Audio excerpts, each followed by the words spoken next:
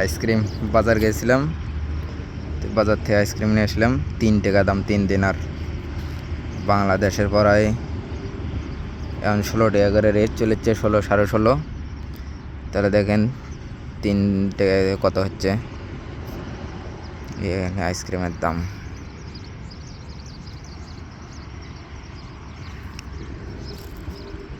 দেখেন খায়া কিরম অবস্থার, খুলে ফেল দিছি, খায়া দেখি কি অবস্থা।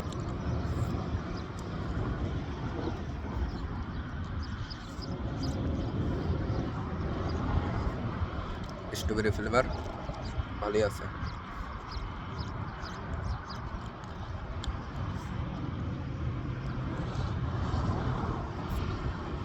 ভালোই আছে মোটামুটি।